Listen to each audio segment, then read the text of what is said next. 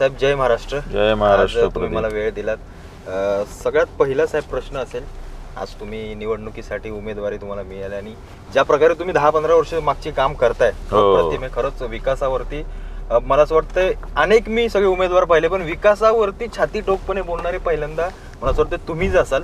तर सगळ्यात पहिला माझा प्रश्न असेल तुमच्यासाठी की काय नक्की तुम्हाला करायचं अजून नवी मुंबईसाठी आणि आतापर्यंत काय जे केले ते सगळं मी पाहिलंच, पण या सगळ्या गोष्टी पण तुम्ही सांगा आणि तुम्हाला नक्की काय करायचंय, म्हणजे तुमची काय इच्छा आहे, स्वप्न आहे की मला आमदार झाल्यानंतर पहिली गोष्ट ही करायची आहे नवी मुंबईत. काय प्रदीप, एकतर सर्वसामान्य आपण कुटुंबातून यायचं बरोबर आणि राजकारणात यायचं अपघाताने आणि ते आल्यानंतर सुद्धा निवडणूक लढवायची. बरं, आत्ताची निवडणूक म्हणजे पैसा. हो. आत्ताची निवडणूक म्हणजे मास मनी, बरोबर, पॉवर. तुम्ही सत्तेतला पक्ष असाल तर ती तुम्हाला सोपी जाते. आता मी 2 निवडणुकीत पराभूत झालोय. बरोबर. माझी आता 3री निवडणूक आहे, तरी सुद्धा माझा तोच चाम आहे. बरोबर. कारण मला असं वाटतं की निवडणुकांना तुम्ही सामोरे गेला पाहिजेत आणि खूप एक मोठ्या महापुरुषाच्या नेत्याचं एक वाक्य आहे की पहिली निवडणूक आयुष्यात सर्वसामान्य कुटुंबातून येणारे जे असतात ती हरण्यासाठी असते. बरोबर. दुसरी हरवण्यासाठी असते आणि 3री जिंकण्यासाठी असते. तर ही माझी 3री निवडणूक आहे जिंकण्यासाठी आणि मला कल्पना आहे की आता मला पुरेपूर नवी मुंबई नीट कळालेली आहे आणि कुठेही मला खंत नाही, दुःख नाही. सातत्याने लोकांना आपण सामोरे गेलं पाहिजे. पहिल्या निवडणुकीत मला 5,000 मतं होती, अगदी खूप कमी दिवसात, आणि मी शहर अध्यक्ष नुकताच झालो आणि माझ्या अंगावर पडले. कुठल्याही ग्रामपंचायतीच्या निवडणुकीचा अनुभव नाही, काही निवडणुकीचा अनुभव नाही, कसे पोलिंग बूथ एजंट हे ते सगळं. बरं, आपला बाप काय झाला मंत्री आमदार ते नाही, त्यामुळे काय आपलं काय सेटअप रेडीमेड सेटअप नाही आहे. पक्ष पण आपला असा आहे की त्यालाही फार निवडणुकीचा काय अनुभव नाही आहे कुठला सामोरे जाण्याचा. तर मग ते मी मागच्या वर्षी सुद्धा कमी दिवस असताना 10 दिवसात आपल्याला 28-30 हजार मतं होती. त्या जीवावर आपण काम करत राहिलो, सामोरे गेलो लोकांना आणि आज परत एकदा ह्या निवडणुकीला सामोरे जातोय. तर मला वाटतं निवडणूक ही परीक्षा असते तुम्ही केलेल्या कामाची. आणि ह्यावेळी मला पूर्ण अंडर करंट जो दिसतोय नवी मुंबईमध्ये की सातत्याने 2 निवडणुकात पराभूत झाल्यानंतर सुद्धा नवी मुंबईकरांनी पाहिलं की गजानन काळे सातत्याने फील्डवर आहे. बरोबर. नवी मुंबईकरांनी पाहिलं की महाराष्ट्र नवनिर्माण सेनेचा नवी मुंबईचा एकूण एक कार्यकर्ता हा त्याच्या विभागात, वॉर्डात शाखा असेल, काही ठिकाणी शाखा आहे, काही ठिकाणी शाखा नसेल. शिवसेनेचा जसा जुना काळ होता की चौक तिथे शाखा, त्या प्रकारे सगळी अवस्था नवी मुंबई. राजसाहेबांनी नाका तिथे शाखा. बरं, तरी आपले 30-40 कार्यालय आहेत. आपण कोविडमध्ये खूप काम केलंय, कोविडमध्ये लोकांसाठी धावून जाणारे आपण होतो. अनेक माझ्या पदाधिकाऱ्यांना कोविड झाला, पण तरी आपण 2-2 वेळा कोविड होऊन सुद्धा लोकांकडे गेलोय, बिलं कमी करून दिली, लोकांचे ॲडमिशन्स करून दिले, लोक ॲडमिट करून घेतली, लोकांना खाण्यापिण्याची व्यवस्था केली. तर लोक हे पाहतात सातत्याने जे काय ते. म्हणजे मी आता म्हणतो की इथे असलेले जे उमेदवार आहेत त्यांच्यापेक्षा लोकांना आता गजानन काळे उजवा वाटतो. हवा आहे तशी संपूर्ण लोकांना उजवा वाटतो. आणि मी पुढच्या काही दिवसात सांगेन ना की लोक आता ही निवडणूक हातात घेणार आहेत बेलापूर विधानसभेची. आणि मला निश्चितपणे अभिमान वाटतो की कुठलीही मला राजकीय पार्श्वभूमी नाही, गडगंज पैसा नाही, कुठलाही मी सत्तेतला माणूस नाही, तरी सुद्धा राजसाहेब ठाकरेसारखा माणूस, आमच्यासारख्या चेहऱ्यांना ओळख मिळावी, आमच्यासारख्या चेहरे एस्टॅब्लिश व्हावे म्हणून अशा सर्वसामान्य मध्यमवर्गीय शेतकरी कुटुंबातून मी आलोय, एका गोवंडीसारख्या वस्तीतून मी आलोय, विदर्भातून मी आलोय, एका मराठा कुणबी समाजातून मी आलोय. आणि अशा व्यक्तीला साहेबांनी 3 वेळा संधी देणं ही मला वाटतं आत्ताच्या राजकारणामध्ये एकाच बाजूला इतकं फोडाफोडीचं चालू आहे की तुझ्याकडे पैसा आहे का, हे आहे का, तू माझे आमदार आहे का, माझे खासदार, तर तुला तिकीट देतो. बरोबर. पण राजसाहेबांनी पक्षातल्या माणसाला संधी देऊन जे मोठं करण्याचं काम झालंय, तर मी आनंदी आहे आणि मी ही प्रोसेस एन्जॉय करतोय. मुळातच ह्या निमित्ताने मला जास्तीत जास्त लोकांपर्यंत जाता येतं. आणि मला वाटतं सर्वसामान्य कार्यकर्त्याचं टॉनिक कोण असेल तर ते लोक असतात. त्यामुळे मी 18 तास काम करतोय, पण माझ्याकडे कुठलाही थकवा नाही. दिवाळीसुद्धा माझ्या प्रचार रॅली चालू आहे, संवाद चालू आहे, बैठका चालू आहे, नियोजन चालू आहे. आत्ताच आपलं दौरे जे काय होते, पश्चिम महाराष्ट्राचा मेळावा झाला, पुण्याचा झाला आणि कोकणातला झाला. तर मी एन्जॉय करतोय आपला हा विषय. साहेब आता तुम्ही जसं म्हटलात की मी काम करतोय, सगळ्या गोष्टी करतोय, तुम्ही आमदार नाहीयेत, 10 वर्ष झाली ना, कुठली तुमच्याकडे संविधानिक कुठलंही पद नाहीये. बरोबर. आता इथले जे आमदार आहेत म्हणजे गणेश नाईकांसारखे 4-4 टर्म असणारे आमदार, मंदा म्हात्रेंसारखे 2-2 टर्म असणारे आमदार, खरं तर ही कामं पण 2 टर्म होते. हो, खरं तर यांनी ही कामं केली पाहिजे. खरंय. पण ते कुठे दिसत नाहीत. कुठलाही मुद्दा, आता तुम्ही मागचं मी तुमचं भाषण बघितलं की कचऱ्याच्या कुंड्या वाटतात, हे कुठल्या आमदाराचं काम नाही. आणि गंमत म्हणजे त्याच्यावर स्वतःचं नाव पण. हे म्हणजे खरंच बालिशपणाच्या सगळ्या गोष्टी आहेत. तुम्ही या घराणेशाहीच्या राजकारणाकडे कसं बघताय नवी मुंबईतल्या? कारण हे जे आता मी पाहिलं त्यांचं मुलगा तुतार इकडे, हे इकडे, आणि सगळे यांच्याच घरांमध्ये, तुम्हाला असं वाटतं की त्यांच्या कार्यकर्त्यांवरती अन्याय होतोय? नाही, काय आहे, मुळात नवी मुंबईकरांवरती अन्याय हा, म्हणजे ह्या बाप लेकाचं जे काही राजकारण चालू आहे निश्चित. तर आता एक दिवस अगोदर म्हणजे मी आता हा माझा भगवा घेतलाय, बरोबर, इंजिन आहे, राजमुद्रा आहे, म्हणजे तिकीट मिळत नाहीये. बरं, तिकीट मिळत नाही आणि हा नवी मुंबईकरांवर अन्याय आहे असं संदीप नाईक भाषणात म्हणाले ज्यावेळी ते सोडत असताना तुतारी जात. अहो पण तुमच्या वडिलांना मिळाले की तिकडे, बरोबर, मग तो अन्याय का न्याय आहे? म्हणजे अर्धा न्याय म्हणायचा बीजेपीने केला आणि अर्धा अन्याय केला असं म्हणायचंय का? बरं, तुम्हाला तिकीट मिळत नाही, तुम्हाला 1.5 वर्षापूर्वी जिल्हाध्यक्ष केलं, मग त्यावेळी अन्याय नाही केला? तुम्हाला पाहिजे ती माणसं भारतीय जनता पक्षाने तुम्ही म्हणाल त्या पदावरती दिली, मग त्यावेळी अन्याय नाही केला? बरोबर. आणि आता तिकीट मिळत नाही म्हणून पक्ष बदलायचा, आमदारकी पाहिजे म्हणून पक्ष बदलायचा, स्वतःचे कार्यकर्ते जाऊ द्या प्रदीप, स्वतःचा भाऊ पण दिसला नाही. म्हणजे स्वतःचं पुनर्वसन 10 वर्ष झालं नाही. संजीव नाईक यांचं पुनर्वसन गेली 12-14 वर्ष झालेलं नाहीये. म्हणजे एखादा भाऊ असेल तर काय विचार करेल की पहिला माझ्या भावाचं तरी पुनर्वसन होते. अत्यंत स्वार्थी राजकारण या एका कुटुंबाचं या संपूर्ण नवी मुंबईत चाललंय. बरं, दोन्हीकडे अशा ठिकाणी आहे की म्हणजे उद्या महायुतीची सत्ता आली तरी आपल्या घरात सत्ता राहील, बरोबर, महाविकासची आली तरी आपल्या घरात राहील. म्हणजे एकाच विचारांच्या 2 पक्षात असतो तर समजू शकलो असतो. बरोबर. मग किती मोठा युटर्न की बाबा एक जण महाविकास आघाडीतल्या घटक पक्षात आहे, बरं, म्हणायचं रामकृष्ण हरी, रामाशी काही संबंध नाही यांचा, कृष्णाशी काही संबंध नाही, मंचावरती सगळ्या गोष्टी बोलल्या जातात, हरीशी काही यांचा संबंध नाही. बरं, कुठल्या तोंडाने बाप लेकावर आणि लेक बापावर आयडिओलॉजीच्या बद्दल बोलणार? म्हणजे ही मोठी गंमत आहे. आता लोक उलट म्हणतात रामकृष्ण हरी आणि आता यावेळी गजाननाची वारी. बरोबर, हो, तसं वार आहे आणि खरोखर सगळी लोक त्याबद्दल बोलतात. म्हणून आता हे इतक्या घाणेरड्या लेवलला, म्हणजे बघ, तुम्ही जर येताय घराणेशाहीतून तर 10 वर्ष तुम्ही आमदार होतात संदीप नाईक. मला तर खूप पुढचा प्रश्न आहे, मी कोणावर काही वैयक्तिक आरोपही करत नाहीये. तुम्ही 10 वर्ष 2009ला आमदार होतात, 9 ते 14, 14 ते 19 तुम्ही आमदार होतात. 10 वर्षात केंद्र आणि राज्य सरकारकडून अशी कुठली योजना आणि प्रकल्प आपण आणलाय? मला आता काहीतरी एक इमेज आली संदीप नाईकांची, ते काहीतरी विरंगुळा केंद्र वगैरे त्यांनी, तर बाबा माइलस्टोन हे ते वगैरे. अहो, ही महापालिकेची कामं आहेत, लोकल लेवलची कामं, लोकल लेवलची, ही महापालिकेने केलेली कामं आहेत. बरोबर, तुमची सत्ता असली तरी. राज्य आणि केंद्र सरकारकडून अहो वंदनीय दिबा पाटील साहेब जे इथले लोकनेते आहेत, ज्यांच्यामुळे हे सगळे प्रकल्पग्रस्तांसाठी ते दैवत आहे, त्यांचा अर्धाकृती पुतळा सुद्धा नवी मुंबईत नाही. म्हणजे मी ज्यावेळी महाराजांना अभिवादन करायला गेलो, डॉक्टर बाबासाहेब आंबेडकरांना अभिवादन करायला गेलो, अण्णासाहेब पाटलांना अभिवादन करायला, आणि मीच आमच्या सविनाला विचारलं, अरे दिबांचा पुतळा कुठे? तर आम्हाला जासईला जावं लागलं, पनवेल उरडलं. वंदनीय दिबा पाटील साहेबांचं सुद्धा पुतळा उभा नाही. यांनी शक्य झालं तर हे यांचे पुतळे उभे करतील, नाहीतरी मयत नसताना पण स्वतःच्या नावाचे प्रतिष्ठान चालू आहेत. म्हणजे याचा अर्थ हे अगोदरच ठरलेलं होतं संदीप नाईकांचं, ज्यावेळी त्यांनी संदीप नाईक प्रतिष्ठान केलं की जर बाबा भारतीय जनता पक्षातून नाही मिळाली तर उद्या उडी मारायला आपले तयार आपण. बरं, पवार साहेब पण किती वंदनीय पवार साहेबांनी अशी माणसं चालतात ज्यांनी 2019ला गद्दारी केली, तुम्हाला सोडलं. बरं, 3 नवरे बाशिंग बांधून होते तयार नवी मुंबईमध्ये, ते सगळे आज अपक्ष उभे राहिले, सगळे अपक्ष उभे राहिलेत. म्हणजे एकाला तर डोळा मारला तुतारीने की आता ये, तोपर्यंत दुसराच प्रवेश करून मोकळा झाला. इतकं घाणेरडं राजकारण, लोक याला विटलेली आहेत. निश्चित. आणि लोकांना हे आवडलेलं नाही. 10 वर्ष मंदाताईंनी तर काही काम केलंच नाही, शून्य. ती निगेटिव्हिटी तर प्रचंड आहे अरे विधानसभेत. बाप. त्या कोणालाही भेटत नाही.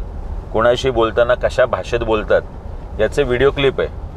स्वतःच्याच भारतीय जनता पक्षातल्याच नगरसेवकाबरोबर त्या कुठल्या गलिच्छ भाषेत बोलल्या याची क्लिप अख्ख्या सोशल मीडियात आहे. मी त्या फार का खोलात जात नाही. म्हणजे त्यांचा भाषेचा स्तर नाही, त्यांचं शिक्षणाचा स्तर नाही, त्यांच्या कामाचा स्तर नाही. त्यांनी राज्य केंद्र सरकारकडून एखादी योजना आणली का तर नाही. तर मला वाटतं हे दोन्ही नापास उमेदवार आहेत. मग ते संदीप नाईक असो किंवा मंदा म्हात्रे असो. तू जसं म्हणालास आम्ही 600 कोटी रुपये हा. सिडको सोडतधारकांचे हो. कमी करून दिले घरामागे.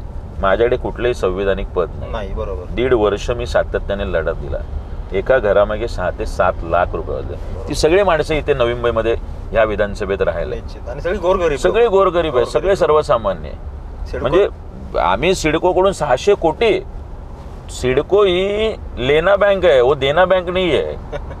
म्हणजे ती चक्रीवाढ व्याजाने तुम्हाला दंड आकारते. आकारते. अशा सिडकोच्या जबड्यात हात घालून बरोबर. खूप मोठं आम्ही काम. गोरगरिबांसाठी 600 कोटी रुपये नगरसेवक, आमदार, खासदार, मंत्री नसताना, म्हणजे सन्माननीय राजसाहेब ठाकरे त्यात नसते तर ते शक्य झालं नसतं. वंदनीय राजसाहेबांमुळे हा विषय सुटला. आमचे नेते अमित साहेब ठाकरे यांनी त्यात पुढाकार घेतला. राजसाहेबांना ते इथे घेऊन आले. त्यानंतर मुख्यमंत्र्यांकडे बैठक.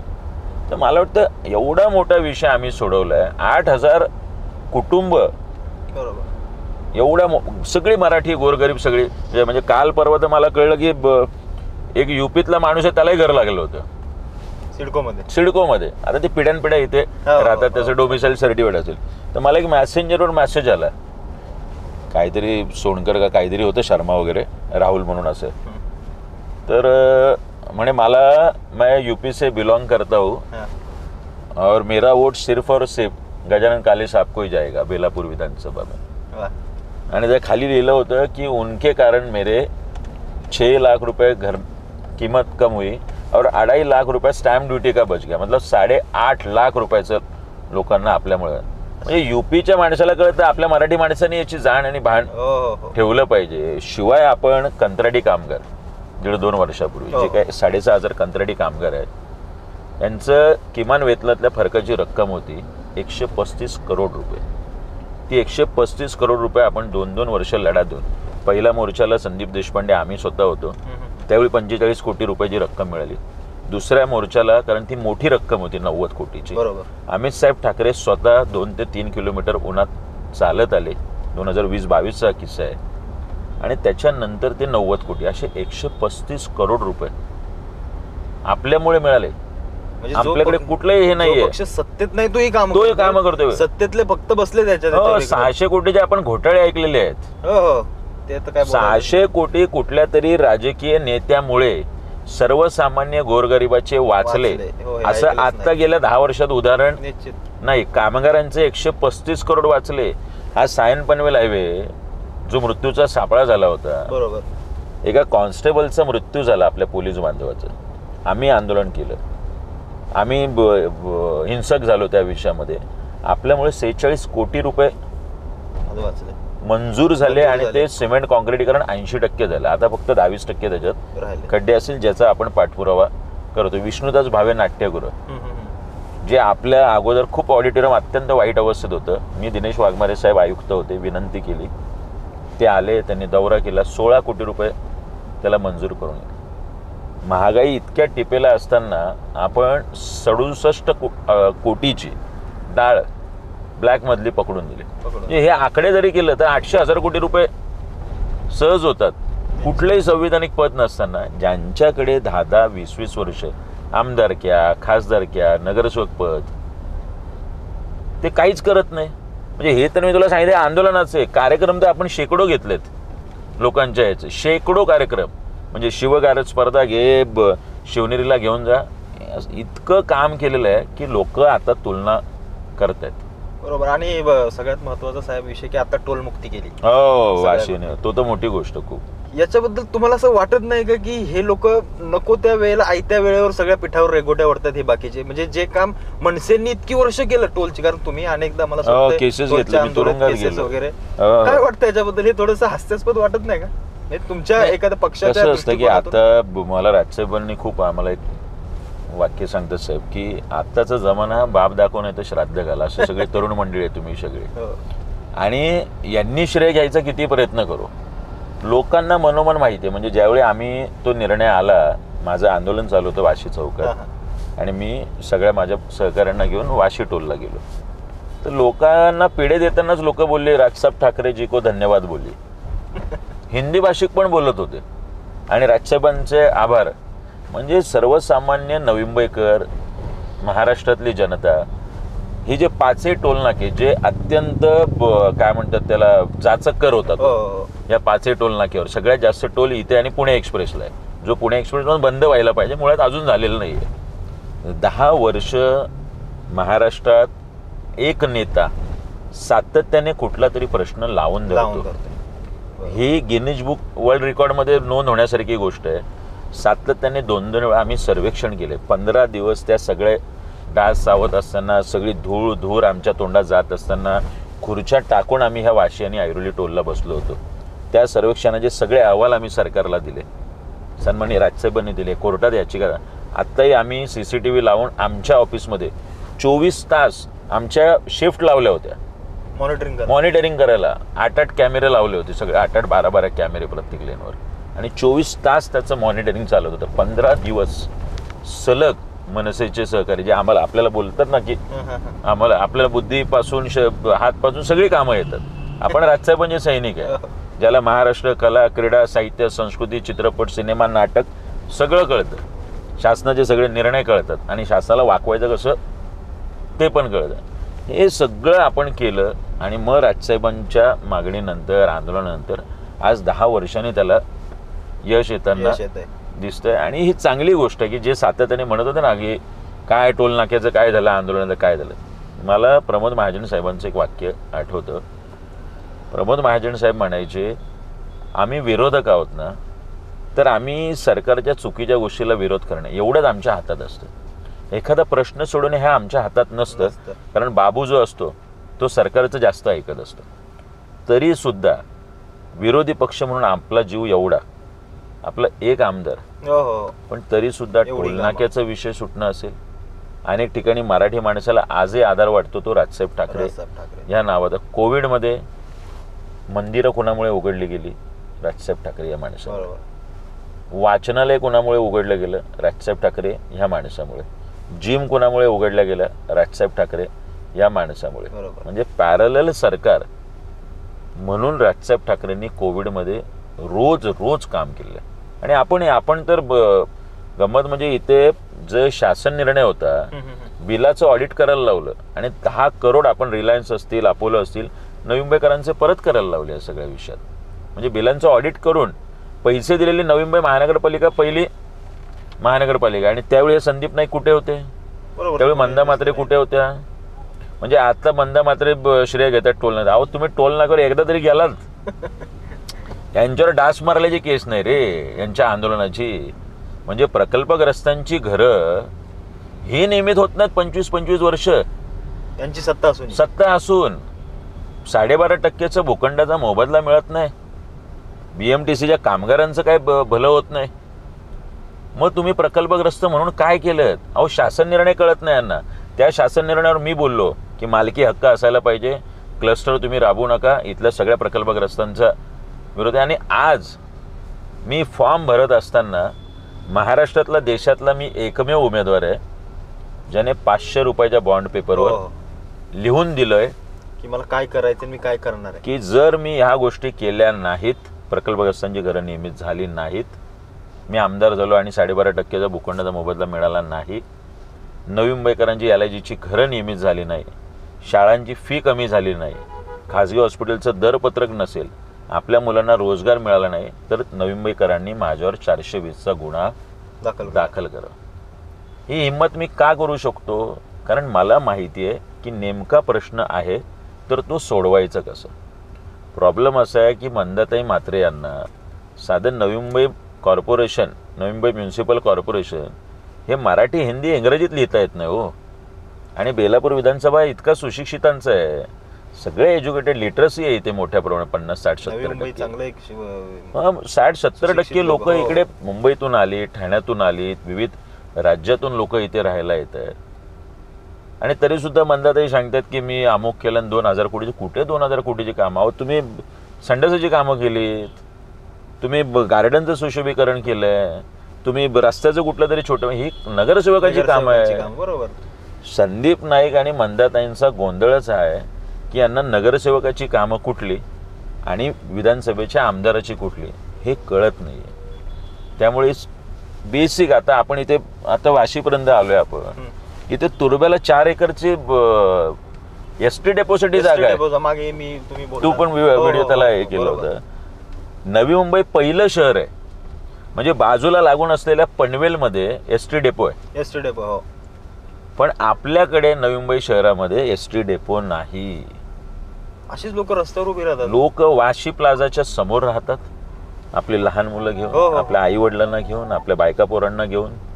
तिथे शेड नाही, तिथे कुठे ऊन वारा पाऊस लागेल म्हणून काही सोय नाही, तिथे कॅन्टीनची सुविधा नाही, तिथे शौचालयाची सुविधा नाही, तिथे ट्रॅव्हलच्या इतक्या गाड्या येतात की एस टी पकडणं मुश्किल आहे. वाशीला उभी राहतात, सानपड्याला उभी राहतात, जुईनगरला उभी राहतात, नेरूळ एलपीला उभी राहतात, बेलापूरला.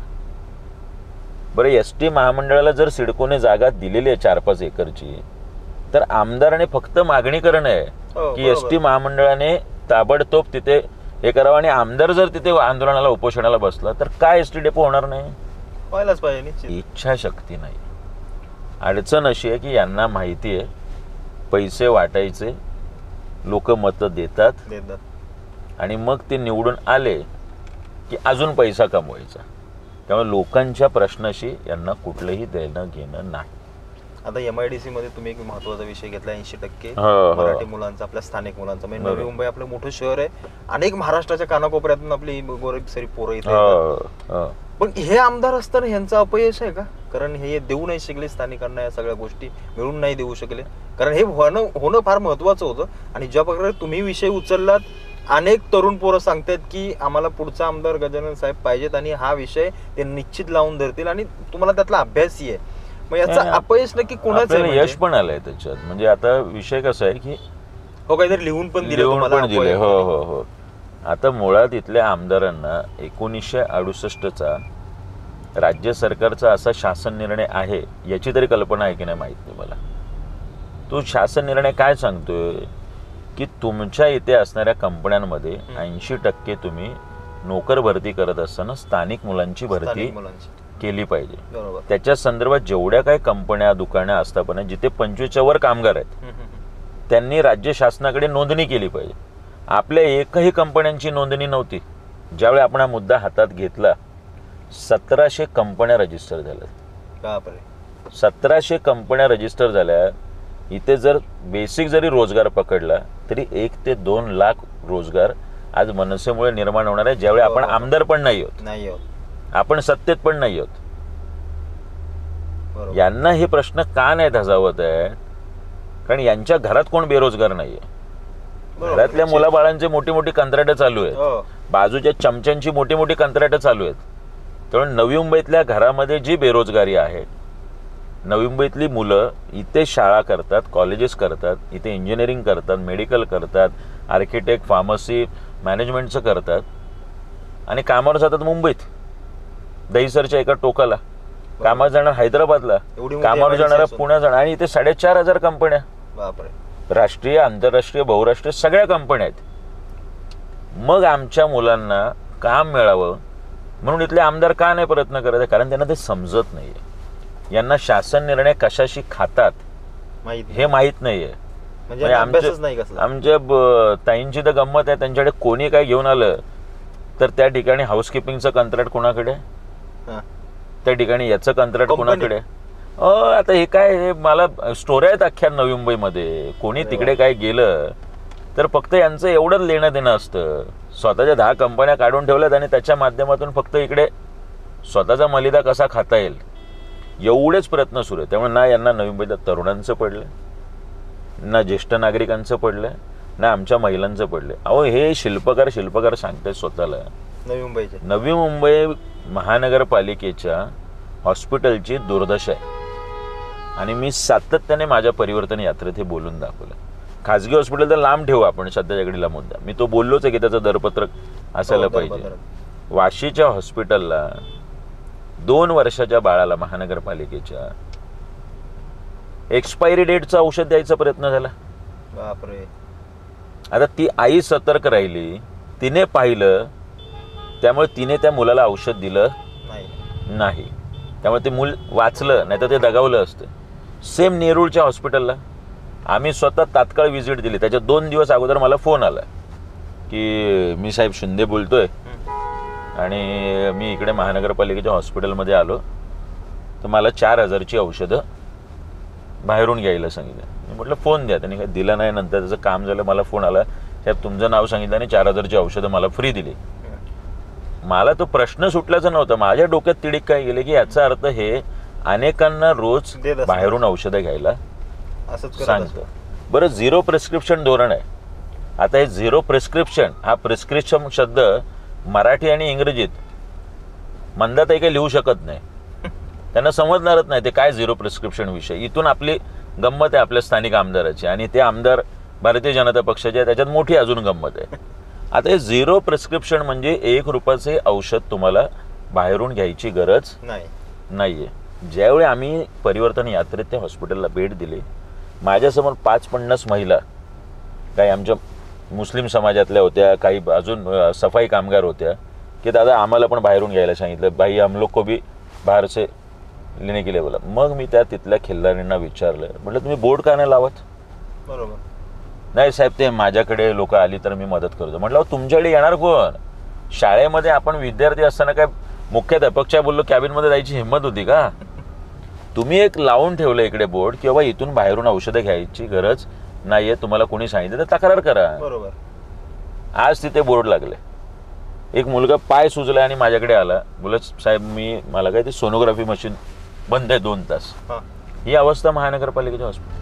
नवी मुंबई सारखे शहर जिथे करोडो रुपये आपण आरोग्यावरती, म्हणजे त्या नेरूळची बिल्डिंग बांधायला 50 आणि 80 करोड गेले असतील.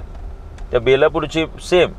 बरं, पुढची गंमत, पहिल्या माळ्यावरती त्या माता बाल रुग्णालय म्हणजे आपल्या 200-300 भगिनी तिथे उपचारासाठी जातात, ज्यांच्या पोटात 2 महिन्याचं बाळ आहे, ज्यांच्या पोटात 4 महिन्याचं बाळ आहे, 6 महिन्याचं बाळ आहे. आपल्या 200-300 भगिनींना तपासायला 2 डॉक्टर, 2 गायनेक, 2 स्त्रीरोग तज्ञ. अहो, एका बाईला जिच्या पोटात बाळ असतं तपासायला किमान 15 मिनिटं जातात. म्हणजे 200वा नंबर जर आला कुठल्या महिलेचा, तिला 6-8 तास वाट बघणे. इतकी विदारक परिस्थिती करून ठेवलेली आहे महानगरपालिकेच्या हॉस्पिटलमध्ये. आणि हे टेंबा मिरवणार आम्ही, हे शहर चे शिल्पकार आणि आम्ही शहराचे. अहो, मोरबे धरणाचं पाणी येत नाही. अनेक ठिकाणी आपल्याकडे 2-2, 4-4 दिवस पाणी येत नाही. त्या राहुल नगरला आम्ही बेलापूरला गेलो, तिकडे सगळे धाराशिव मधल्या सगळ्या त्या महिला ज्या घर कामगार करायला अख्ख्या नवी मुंबई जातात, 8-8 दिवस पाणी नाही. LIGची घरं नियमित करायचा मुद्दा मी घेतला. ते LIGच्या घरांमध्ये 2-2, 3-3 दिवस पाणी नाही आलं तर ते कमी दाबाने असतं, ज्याच्यामध्ये अख्ख्या घराची आंघोळ होत नाही. बरोबर. यांचं पाणी व्यवस्थेवर हे नाही, आरोग्यावर नाही, यांचं शिक्षणावर नाही, यांचं रोजगाराबद्दल नाही, हे ST डेपोबद्दल बोलणार नाही, LIGची घरं नियमित करण्याबद्दल बोलणार नाही, प्रकल्पग्रस्तांचे कुठले प्रश्न सोडवणार नाही. मग यांनी केलंय काय? यांनी व्हाईट हाऊस बांधलं, यांनी ग्लास हाऊस बांधलं आणि यांनी गौरव बंगला बांधला 15 वर्षात. याच्या पलीकडे इथल्या राजकीय नेत्यांना काही पडलं नाही. आणि ही निवडणूक जर लोकांनी हातात नाही घेतली तर नवी मुंबईकरांना जर हेच चेहरे हवे असतील आणि हीच माणसं हवी असतील तर मग दुर्दैव आहे. मग नवी मुंबईकरांनी डोकं कपाळावर हात मारून घ्यावं की अशी लोक तुम्हाला चालणार आहे ज्यांनी शून्य काम केलेलं आहे. सगळ्या आघाड्यांवरती ही नापास असलेले ही लोक आहेत, जे ज्यांना बरं उद्या संदीप नाईक आणि तिथून गणेश नाईक साहेब निवडून आल्यावर ते त्याच पक्षात राहणार आहे याची काय गॅरंटी आहे? परत जातील दुसरीकडे. यांना कुठलेही विचारांशी पडलेलं नाही, कुठले निष्ठा नाही, कुठल्याही पक्षाशी पडलेलं नाही. यांना फक्त आमदार व्हायचे, मंत्रिपदं भोगायची आणि नवी मुंबई पूर्ण विकून खायची. एवढा एकमेव अजेंडा या संपूर्ण नवी मुंबईमध्ये सुरू आहे. खरंच तुमच्यावर बोलताना असं जाणवलं मला की पहिल्यांदाच की एवढं मोठं शहर आहे नवी मुंबई सारखं, पण त्याच्या आतमध्ये पण इतके प्रश्न आहेत आणि त्या प्रश्नांवरती बारीक सारीक तुम्ही अभ्यास केलाय आणि ज्या प्रकारे तुम्ही हे सगळे प्रश्न हाताळताय, इतकी कामं केली, याच्या पुढे देखील तुम्ही करणार आहात आणि निश्चित कराल. कारण विकासावरती बोलून मतदान लढणारे मला असं वाटतं आता तरी महाराष्ट्रात तुम्हीच असाल. कारण बाकी सगळं कोण कुठल्या पक्षात गेलंय, कोण कोणत्या तिकिटावर लढते काही समजत नाहीये. पण खरोखर तुमच्यासोबत बोलताना छान वाटलं आणि जे काही तुम्ही सगळ्या गोष्टी सांगितल्यात नवी मुंबईकरांनी याचा निश्चित मला असं वाटतं विचार करावा आणि अशी लोक मला असं वाटतं आमदार म्हणून विधानसभेत पाठवावी जी तुमच्यासाठी 24 तास उपस्थित असतील, ना की मला असं वाटतं 15-15 वर्ष सत्ता भोगून फक्त शहराचे शिल्पकार म्हणून मला असं वाटतं घरामध्ये बसणाऱ्यांपेक्षा अशा तळागाळातून आलेल्या लोकांना मला असं वाटतं आपल्याला आमदार म्हणून वरती नक्कीच पाठवलं पाहिजे. एवढंच मला तुम्हाला सांगायचं. साहेब, तुम्ही वेळ दिल्याबद्दल तुमचा थँक्यू आभारी आहे. थँक्यू प्रदीप. धन्यवाद. धन्यवाद.